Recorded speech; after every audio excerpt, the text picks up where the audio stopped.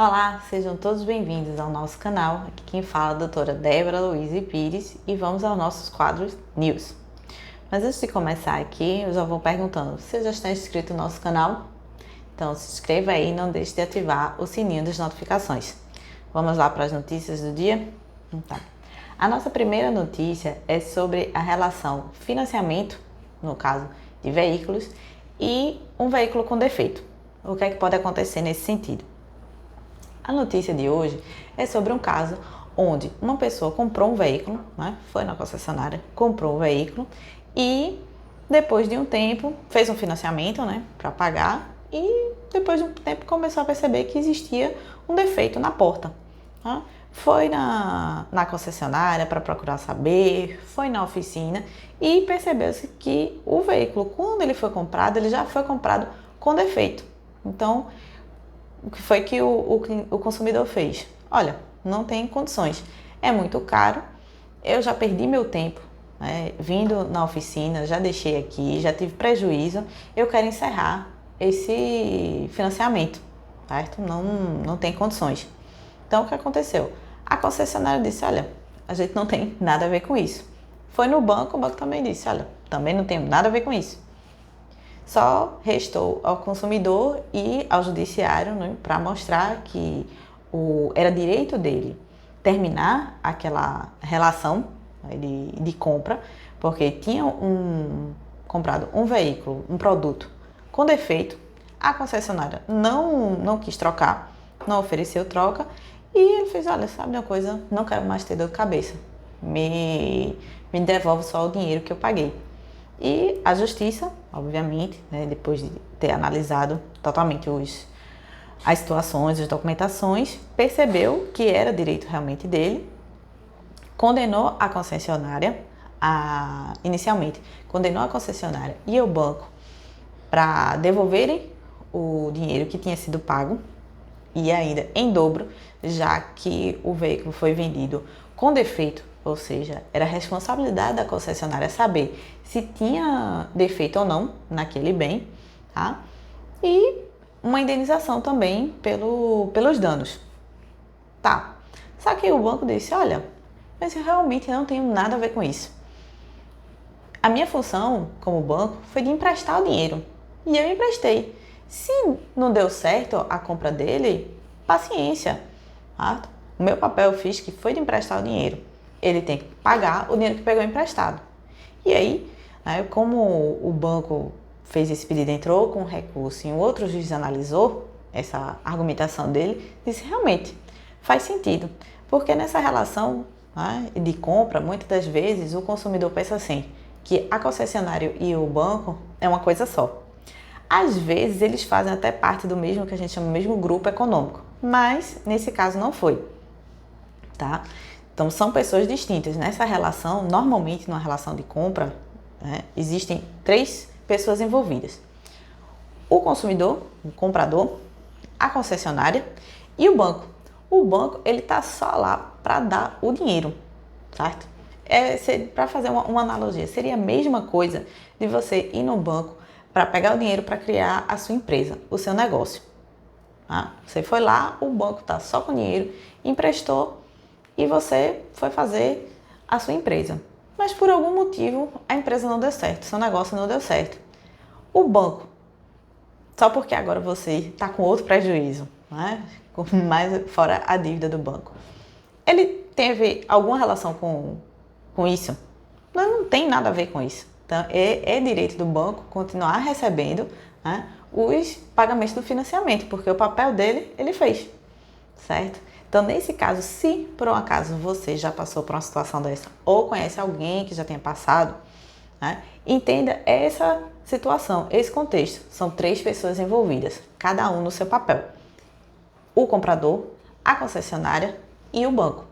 O banco, ele tá lá só para dar o dinheiro. Se algo deu errado, a relação é só com a concessionária que vendeu o bem, nesse caso, certo? É só com o bem. Então, a concessionária, ela pode ser culpada e pode ser condenada, como foi nesse caso, a devolver qualquer valor que tenha recebido, porque tem muita gente que entra com um adiantamento, né, no financiamento, às vezes paga uma taxa de cadastro, paga uma taxa de avaliação. Todos esses valores que foi repassado à concessionária, o consumidor tem direito de receber novamente, certo? E muitas vezes até em dobro, mais uma indenização. O banco não tem relação nenhuma, né, ali, ele tem o direito de continuar cobrando o financiamento até o final. Se por um acaso você tiver numa situação dessa, pense bem direitinho, tipo, vou cancelar o meu financiamento. Não funciona assim, tá bom? Vamos lá para a segunda notícia do dia. Essa segunda notícia é com relação a uma condenação do banco. E aí eu fico muito feliz com essas notícias. Por quê? Porque muitas das vezes os bancos acabam fazendo coisas simples, certo? Que não deveriam ser feitas, mas passam assim de uma forma que é muitas vezes despercebida para a gente, consumidor, né? Mas o banco sabe, ele está lá, ele pode programar, olha, o que pode acontecer, o que pode não acontecer na conta dos clientes dele.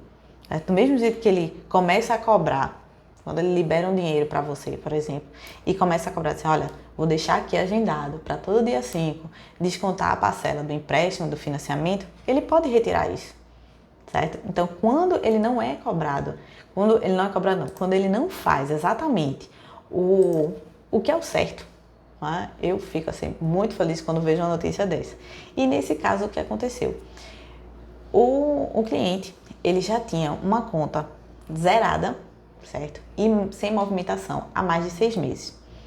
Qual é o entendimento geral dos bancos com relação a isso?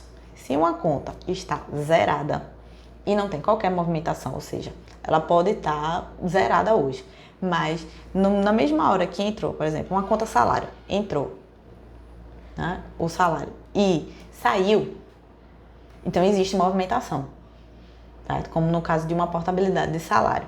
A depender, é exatamente isso que acontece. O banco A, né, dar um exemplo, o banco A recebe o seu salário às 10 horas. 10 e 30 segundos, ele já repassou esse dinheiro para o banco B. No final das contas, o banco A, ele continua zerado, mas tem movimentação, certo? Então, tendo movimentação, ela pode ser taxada, não pode ser encerrada. Mas, se não tem movimentação nenhuma e está zerada, é política do banco que, se isso acontecer durante 6 meses, ela já ser automaticamente encerrada. Quando isso não acontece, certo? O banco, ele está infringindo uma norma do Banco Central, tá? E aí, a notícia foi justamente numa situação onde o consumidor já tinha uma conta zerada, sem movimentação há mais de 6 meses, e aí o banco, o que foi que aconteceu? Começou a cobrar a tarifa. Aquela tarifa básica de manutenção. Fora isso, cobrou IOF. IOF é um imposto sobre a operação financeira. Agora, que tipo de operação pode estar acontecendo numa conta que está parada, sem movimentação, sem dinheiro? Tá? Não tem qualquer justificativa para essa cobrança. Mas esse banco fez isso. Além da tarifa da taxa de manutenção, cobrou IOF. E com o passar do tempo, como esses valores não estavam sendo pagos porque não tinha dinheiro na conta, começou o banco a entender o quê? Tem uma dívida ali. E em cima de dívida acontece o quê? Multa. Multa e juros. Então, vamos passando aí para a cobrança da taxa normal, acumulando, né? De cada mês, taxa, mais o IOF, mais os juros pela multa do não pagamento. Com o passar do tempo, ficou um volume mais relativo, assim, mais consistente, e o banco foi o que fez. Contratou uma empresa de cobrança. Olha, estou aqui te repassando essa dívida aqui para você cobrar. Foi quando o consumidor ficou sabendo, né, porque a empresa entrou em contato e disse, olha, estás devendo X aqui ao banco. Ele, como assim eu estou devendo? A conta não foi encerrada, não tem mais dinheiro lá no movimento, já faz um tempão, faz anos já, e tá vindo essa cobrança agora. Eu fiz, pois é, tá lá, e se passar muito tempo, mais tempo ainda, né, ou o banco ele vai entrar com uma ação judicial para bloquear qualquer valor que você tenha em outros bancos. Mas antes disso, o consumidor entrou na justiça, certo? E pediu o cancelamento de todos, a anulação de toda e qualquer cobrança em cima dessa conta. E o juiz fez isso, né? Ele atendeu a esse pedido, ele viu toda a situação, analisou e percebeu que realmente o banco infringiu as normas, né? Foi totalmente desleal na relação com o consumidor, onde ele já deveria ter encerrado, e ao invés de encerrar, ele manteve aberta e começou a cobrar. Então ele condenou o banco, né? Anulou toda e qualquer cobrança e deu uma indenização por danos, tanto materiais quanto morais. Né? Todo esse estresse, toda essa perturbação, porque o banco não agiu como deveria. Tá? Agora eu vou dar uma pausa e perguntar, você já se inscreveu? Eu perguntei no início do vídeo, tá? Vou perguntar aqui de novo e já deixando avisado para vocês compartilharem, tá? Ao final, que a gente ainda tem mais notícias antes de terminar esse vídeo. A nossa próxima notícia é sobre uma outra condenação do banco, tá? Que forneceu um empréstimo para um incapaz sem o aval do curador. Vamos traduzir isso. O que é uma pessoa incapaz? Pela lei, a definição de incapaz pode ser duas. Primeiro, toda pessoa que é menor de idade já é considerado incapaz. E para quem é maior de idade, que não tem condições, certo? Físicas ou mentais de fazer as suas atividades do dia a dia, tá? Como depende, cada pessoa assim, que tiver uma limitação física ou mental, pode ter em vários graus, o juiz, certo? Quando se dá entrada num processo de curadoria, o juiz determina, escolhe uma pessoa, que pode ser da família ou não, tá? Escolhe uma pessoa e determina quais são os poderes que aquela pessoa tem, que aquele curador tem. Ou seja, ele diz, olha, esse curador, ele pode ir até aqui, ele pode fazer essas ações aqui determinadas. E nesse caso, aqui da notícia, era o curador que tinha condições de, por exemplo, contratar um empréstimo. Ele é que tinha a responsabilidade sobre as finanças da pessoa incapaz. Esse incapaz, ele já tinha mais de 10 anos, desde 2007.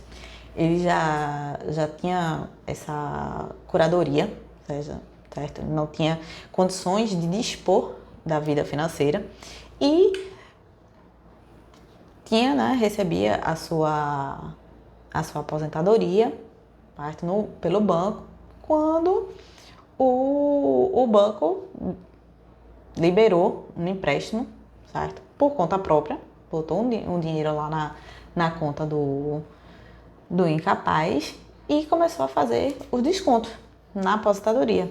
Tá? Quando esses descontos apareceram, foi que a família percebeu que tinha alguma coisa errada, foi ver, descobriu que tinha sido lá feito um empréstimo e solicitou ao banco, né, a retirada. Disse, olha, esse empréstimo não era para ter sido liberado, só pode ser contratado qualquer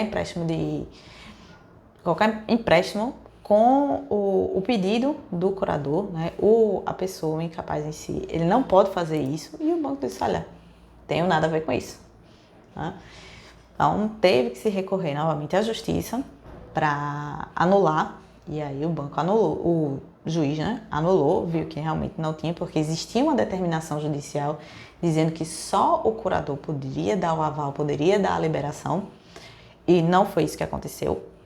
Então, ele anulou o empréstimo, todas as cobranças, e também determinou uma indenização por danos morais. Entendeu-se que o banco agiu de má fé quando não seguiu os ritos, né, as condições para poder liberar o dinheiro. Tá? Então, se por um acaso você conhece alguém que tenha um curador, seja de alguma forma incapaz, se eles não sabem, você pode repassar esse vídeo para eles, né, para que eles fiquem cientes de que não pode ser feito nada sem a avaliação do curador. E ficar ciente de que o curador ele não tem, pode ter, certo? Mas ele também pode não ter 100% dos poderes, ou seja, dispor de tudo o que aquele incapaz tem, certo? Normalmente está direcionado à parte financeira, mas a depender pode existir algumas exceções, ou seja, o incapaz ele pode viajar sozinho, por exemplo, não precisar de um acompanhamento. Isso vai variar de casa a casa, certo? Vamos lá para a última notícia, que é outra condenação de bancos, certo? Mas antes da gente falar disso aqui, eu vou reforçar uma coisa que a gente sempre diz, que é para ter cuidado com os seus dados, tá? Sempre que você precisar acessar alguma informação do seu banco, tente fazer o máximo possível em dispositivos, né, celular, computadores, da sua confiança, do seu uso, tá? E se por um acaso você precisar passar os seus dados de banco para alguém, um familiar, também pense com muito cuidado antes de fazer isso, porque não é nem tanto assim pela desconfiança da pessoa, mas a gente cuida melhor do que o da gente, né? Por mais que a gente pense assim, não, ele vai cuidar das coisas da gente, nem sempre isso acontece. Então, a pessoa, né, um terceiro, um familiar, um tio, um irmão, um pai, enfim, ele pode receber os seus dados, anotar em um papel e por um acaso dizer assim, não, anotei aqui, mas eu vou na cozinha e volto, e alguém olhar, ter acesso, certo? A gente nunca sabe qual a situação que a outra pessoa pode estar com os seus dados. Então, sempre tenham muito cuidado onde você coloca, né, os seus dados e a quem você fornece, tá? Por que isso? Porque os bancos, eles sabem, quando você acessa a sua conta, né, pelo que a gente chama de Internet Bank, que é o acesso virtual, né, à sua conta, seja por celular, computador ou tablet, fica lá registrado no sistema do banco. Quando foi isso? Ou seja, dia, hora, lugar, qual foi o tipo de dispositivo, celular, computador, tablet, se foi iPhone, se foi iOS, tá? Isso tudo fica lá registrado no sistema do banco. Então, se por um acaso alguém acessa a sua conta virtual, né, pelo Internet Bank e não foi você, é possível a comprovação disso, tá? Então, o que aconteceu aqui foi o quê? Golpistas, né, conseguiram os dados de um consumidor e pelo Internet Bank fizeram um empréstimo, né, na conta desse consumidor e transferências de valores muito altos. Quando o dono da conta percebeu isso, ele já entrou em contato com o banco, fez um BO e disse, olha, não fui eu que solicitei isso, essas transferências eram dinheiro da minha conta mesmo, mas eu não fiz essa transferência, eu quero o meu dinheiro de volta, eu quero o cancelamento do empréstimo. E o que foi que o banco fez? Disse, tenho nada a ver com isso. E o que é que resta ao consumidor? Procurar provar. Então ele pode solicitar, entra infelizmente, né? Tem que recorrer à justiça, porque o banco por conta própria não faz isso. Então você entra com uma ação, solicita o registro do sistema do banco para comprovar, né, que naquele dia, naquele horário, você não teve acesso. Ou seja, vamos supor que você estivesse viajando, então você só poderia ter acesso se fosse pelo celular, mas lá no sistema está dizendo que foi no computador. E aí? Outra informação importante é o perfil financeiro do consumidor. Ou seja, se aquela pessoa tem uma conta, por exemplo, há 10 anos, mas as contas dele são sempre o quê? Entre R$1.000 e R$1.500. As transferências dele nunca passam de R$1.000. Nunca pediu empréstimo. Como é que, de uma hora para outra, da noite para o dia, ele solicita um empréstimo, por exemplo, de 30 mil, 50 mil e o banco não entra em contato para saber se foi você mesmo? Se faz uma transferência, sempre foi na faixa de R$1.000 a transferência, o limite de transferência. Aí agora vem uma transferência de 15 mil. Como assim? Então existem normas de segurança, e isso é uma norma de segurança que todo banco tem que seguir, que é observar o padrão. Né? Observar o padrão no financeiro do cliente. Então, se não está dentro do padrão aquilo ali, é para gerar um alerta, é para se entrar em contato, tá? Já aconteceu comigo, por exemplo, fazer uma compra num site que não era costume e o banco ligar, fez, olha, a gente identificou aqui um pedido de uma compra em tal site. Foi você mesmo que fez? Eu disse, fui eu, pode liberar o pagamento. E aí ela faz mais algumas perguntas para confirmar a minha identidade, né, para saber que eu era a dona do cartão mesmo, e liberou. Então essa deve ser a política, né, o passo a passo do banco, cuidar da segurança. A partir do momento que isso não acontece, destoa totalmente, né, do perfil do consumidor, o banco ele tem que travar, no mínimo suspender aquilo e dizer assim, não, vamos procurar saber se isso aqui é verdade. E isso não aconteceu. No caso daqui da notícia, o cliente teve, né, um empréstimo solicitado, coisa que não era o perfil dele, um empréstimo alto, transferências altas e o banco simplesmente resolveu ignorar, porque não, foi você que fez. E se não foi você que fez diretamente, você deixou seus dados com outras pessoas, você deu acesso a outras pessoas, certo? O banco, ele nunca vai dizer, não, teve uma falha na nossa segurança. Isso eu ainda não vi e não creio que vou ver nem tão cedo, certo? Então existe sempre a possibilidade de você reverter um prejuízo. Caso você tenha passado por uma situação dessa, ou conheça alguém que tenha passado, é possível reverter, certo? Essa situação. Não pense que eu tentei entrar em contato com o banco e o banco disse, olha, não posso fazer nada. O banco, a princípio, vai dizer que não pode fazer nada, mas ele pode e deve sim. E a justiça está aí, né, para resguardar os seus direitos, tá ok? Então, se por um acaso você conhece ou passou por uma situação dessa, tenha certeza que é possível reverter qualquer dano não, né? Pelo menos boa parte dos danos financeiros que os golpistas, por um acaso, tenham gerado para você, tá bom? E aí, gostou do nosso vídeo? Pela terceira vez, viu? Vou dizer aí para você se inscrever e não deixe de compartilhar para que outras pessoas tenham acesso aos seus direitos, ok? Até o próximo vídeo.